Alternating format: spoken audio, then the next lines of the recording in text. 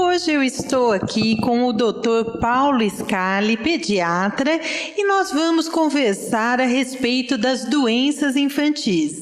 Tudo bem, Dr. Paulo? Tudo bem, um prazer estar aqui novamente. O prazer é nosso. Dr. Paulo, eu gostaria que você explicasse o que é a varicela e se ela tem vacina.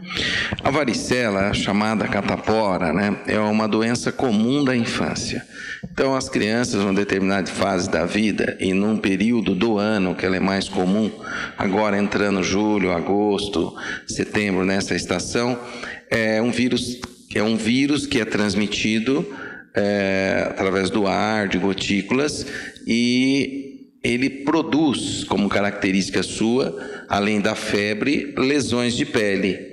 Nós chamamos lesões mistas porque é a bolha, é a crosta, é a pintinha vermelha, então tem vários tipos.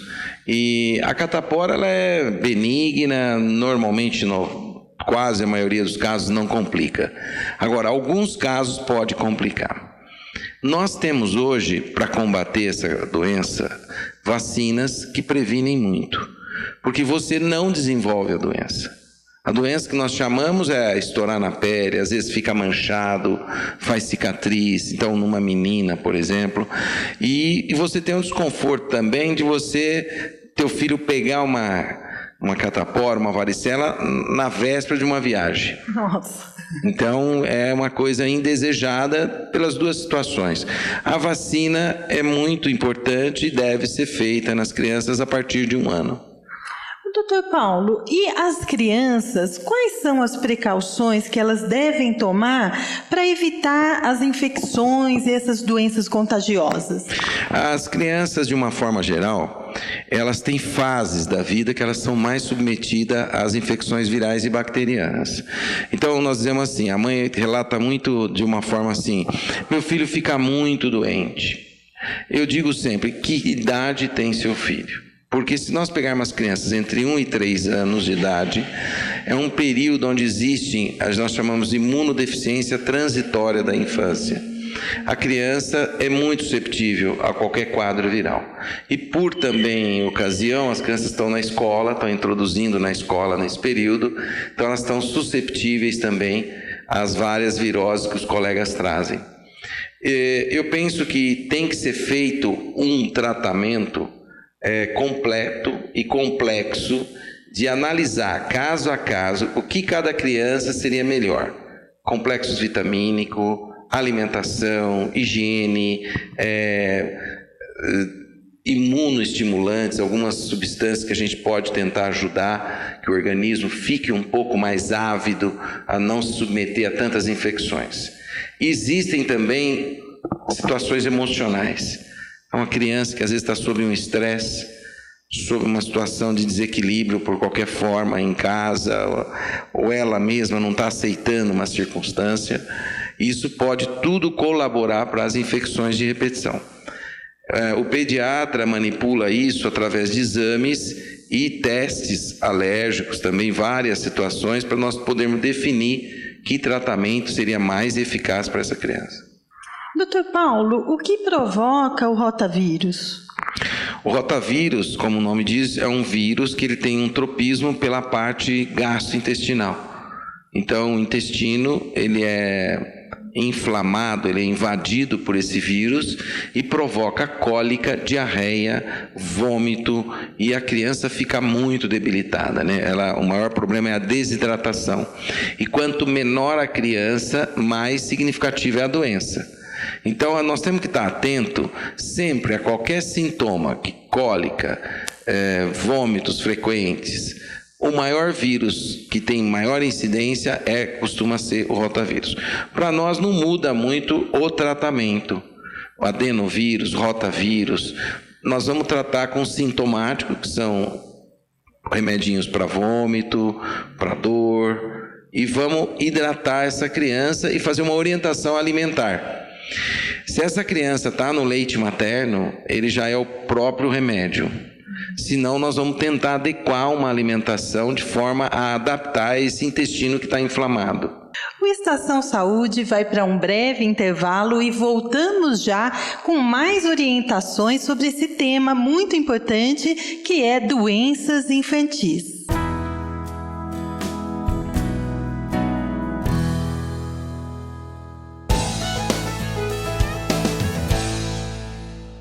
O Estação Saúde volta agora com o tema doenças infantis. Eu estou aqui com o pediatra, o Dr. Paulo Scali, que está nos orientando sobre as principais doenças. Dr. Paulo, quando as crianças estão resfriadas e gripadas, quais os cuidados que devem ser tomados? Bom, é muito importante que, diante desse quadro, um resfriado ou uma gripe, que às vezes nós não deixamos passar desapercebido, que isso é significativo e importante para o organismo da criança. Ela está debilitada, tem um vírus que está colonizando, está ali com ela. Então, o resfriado é uma coisa mais branda, que normalmente às vezes pode dar febre ou não, nem dá febre. Ele é leve e rápido, ele sara em 3 a 5 dias. O quadro gripal já é um vírus que ele ataca de uma forma mais incisiva e ele dá febre alta e debilita bastante. E doutor Paulo, quando a criança está com esse quadro, a mãe tem aquela dúvida, ela deve mandar a criança para a escola? Eu defino assim, eu acho que quando uma criança, e quanto menor a idade, o primeiro remédio é o cuidador ou a mãe que fique perto dessa criança, que a criança tem costume. Porque esse hábito, essa tranquilidade que passa para a criança, para o sistema imunológico dela é muito importante. Segundo, os cuidados gerais com a hidratação, a alimentação, né? Ir ao médico, administrar os remédios de uma forma correta, no horário, ajudar a criança a passar por esse momento. Porque vem a febre, vem a dor, vem o desconforto, vem a falta de apetite. E quem é que vai estar do lado dessa criança para viver isso com ela? Então, eu acho que um dos maiores problemas às vezes, não é o desinteresse do cuidador ou da mãe, mas às vezes várias pessoas cuidando da criança ao mesmo tempo e a criança não se sente, na verdade, amparada e cuidada. Isso é um estresse a mais. Nós estávamos falando também a questão de posso sair na friagem, posso tomar um banho, posso tomar gelado, que as crianças estão gripadas, elas querem tomar gelado, querem tomar sorvete. Primeira coisa, ajudar nesse emocional, incentivar a criança a comer. Né? Poder tomar sorvete? Pode, mas não muito gelado, não chupar o gelo. Pode ter o sorvete de creme, pode você deixar o sorvete em cima ali e ele vai perdendo o gelo, você vai tirando em volta. Quer dizer, acho que a gente tem que se adaptar às questões e às situações que a criança está pedindo. Dizer não para a criança é acrescentar mais um estresse para ela. Então, sair, como o pessoal fala, na friagem e sair à noite. O importante é não submeter a um choque térmico. Eu acabei de dar um banho quente, saio no vento, atravesso uma situação gelada com a criança. É um estresse para o organismo dela. Você deveria adaptar ela devagar à temperatura ambiente. Ou se você vai a um local onde você adapta essa temperatura que ela estava de uma forma gradual. Isso pode ser. Então, o povo antigo às vezes punha muito mito. E punha uma toalha, alguma coisa. Na verdade, é adaptar o ambiente de fora. Que ele pudesse sair de casa, entrar no carro e proteger-se de uma forma a não tomar aquele ar gelado de uma forma rápida. Então, todos esses cuidados, alimentação, choque térmico, pode continuar na natação? Se não tiver com febre, pode. Exercício físico, se não tiver com febre. O maior empecilho para quase tudo da criança é a febre. A febre significa que ela está com a gente ali atuando nela e ela precisa economizar as energias para combater a inflamação. E a febre é considerada a partir de quanto? Nós consideramos a febre acima de 37,8. Agora, eu medico ou não medico? A febre é benéfica ou não? Então, todas essas dúvidas, elas têm que ser avaliadas no seguinte aspecto.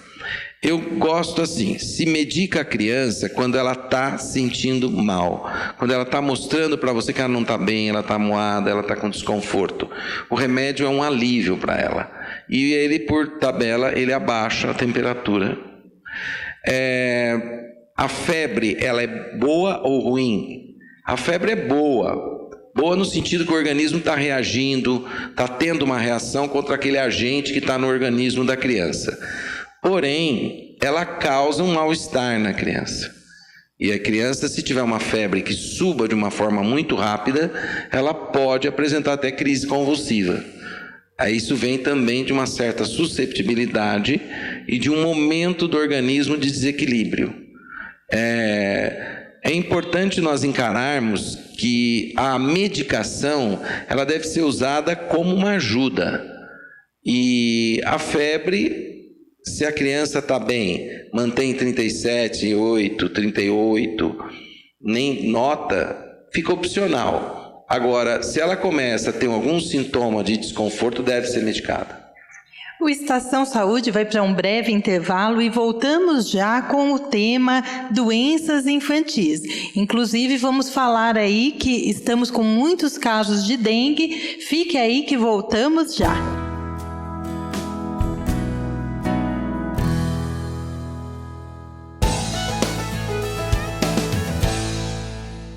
O Estação Saúde volta agora com o tema doenças infantis. E eu quero perguntar para o Dr. Paulo se toda pneumonia é decorrente de uma gripe. Não necessariamente. A gripe ela pode ser uma causadora de um estresse, de uma imunodeficiência que gera uma pneumonia. Quer dizer, abre as portas para o germe. Ou você pode pegar uma pneumonia, que ela é bactéria que causa isso, ou vírus, mas normalmente as bactérias, e você pode desenvolvê-la sem ter um quadro gripal anterior. As duas situações são verdadeiras. E se a criança, Dr. Paulo, apresenta aquele quadro com febre, vômito, isso é preocupante? É um caso de meningite? Então, a febre e vômito, nós chamamos, é bom que as pessoas se alertem, que são sintomas ou pródromos, são coisas que aparecem antes de uma doença. Né? Então, pode ser uma meningite? Pode. Pode ser uma pneumonia? Pode. Pode ser uma apendicite? Pode. Pode ser uma dengue? Pode. Aí que está aquela questão de ir ao médico, sentar, conversar e avaliar. Qual sintoma é mais ponderante, principal, aonde você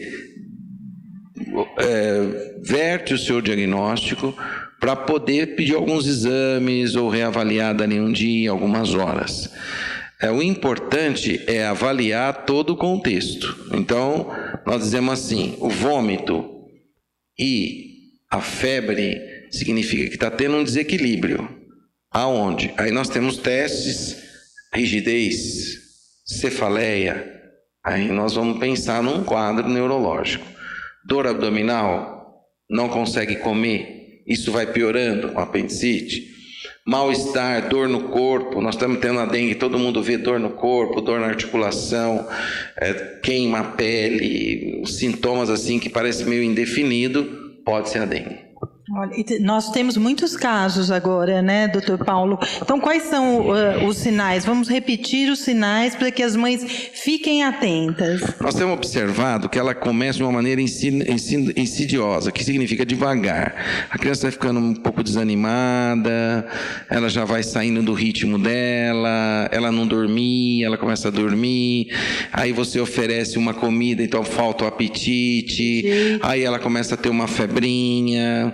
Aí às vezes ela fala que está doendo um pouco a garganta, ela confunde, né? Porque ela fala que está com um pouquinho de dor de garganta, aí já começa a automedicação, a gente vai, vamos dar um remédio. Que é o perigo também, né? Parece que não pode entrar com anti-inflamatório. Isso, os anti-inflamatórios nós estamos pedindo para que não se dê, faça usualmente o seu medicamento para febre, a Novalgina, Tilenol, a dipirona, paracetamol, que são 2 remédios que normalmente a maioria usa, e depois que o médico médico avaliar e pode-se optar por outra coisa. Mas é importante que esses sintomas indefinidos, já que nós estamos numa época de epidemia aí, ficar atento, não afastar a hipótese. E o que se deve fazer? Além de uma boa hidratação, controlar a febre e fazer um controle periódico com o médico. Às vezes os exames laboratoriais, às vezes a visita ao médico só é necessária. Aí nós classificamos os tipos. Pode ser moderada, pode ser grave, pode ser leve. Então vamos acompanhar. E o que é mais importante? Eu penso que é não deixar em vão, não deixar passar qualquer sintoma, qualquer queixa que a criança apresente. Febre, dor, vamos averiguar o que está acontecendo. No caso de um bebê, doutor Paulo, 39 graus é uma febre muito alta? A criança com menos de 1 ano, e principalmente menos de 6 meses, quer dizer, conforme menor a idade, para nós aumenta a gravidade. Então, se eu estiver falando de uma criança acima de 1 ano, acima de 2 anos, mas se nós falarmos com menos de 6 meses, é grave. Deve-se procurar um médico imediatamente. Dê um remédio de febre e vai até o médico. De 6 meses a 1 ano, nós temos que medicar e também procurar um médico, mas já com um tempo um pouquinho maior. E acima de 1, 2 anos também, você já medica e vai programando de observar e levar ao médico. Porque a febre é um sinal de alarme. É um sinal que está tendo algum germe, seja vírus ou bactéria, que está perturbando o equilíbrio. Doutor Paulo, no caso da criança apresentar diarreia, como ela deve ser tratada? A diarreia é um desequilíbrio que nós temos no aparelho gastrointestinal, no aparelho digestório que nós chamamos hoje, e que você tem, mais importante, a perda de líquido. Então você tem que repor a perda de líquido da criança. O que nós tememos muito é quando você tem a diarreia associada ao vômito. Aí você não consegue repor, aí você tem que ir ao médico ao pronto atendimento. Agora, se você consegue repor com alimentação, com líquidos leves e tal, aí você controla e espera 2, 3 dias.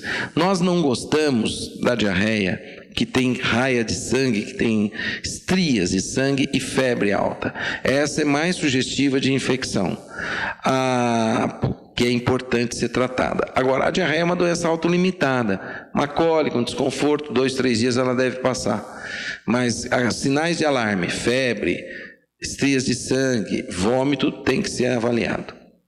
O Estação Saúde vai chegando ao final, mas antes eu gostaria que o Dr. Paulo passasse as suas considerações finais. Falar da criança, das suas manifestações, febre, dor, choro, irritabilidade, aquele que a mãe nota que a criança está fora do normal, ela está fazendo alguma coisa que está parecendo estranho, nunca deixe de valorizar. Sempre procure, vá ao médico, investigue. É importante saber e valorizar todos os sintomas que a criança está manifestando. Doutor Paulo, muito obrigada pelas suas orientações, pela sua participação. O Estação Saúde chegou ao final. Muito obrigada e fiquem com Deus.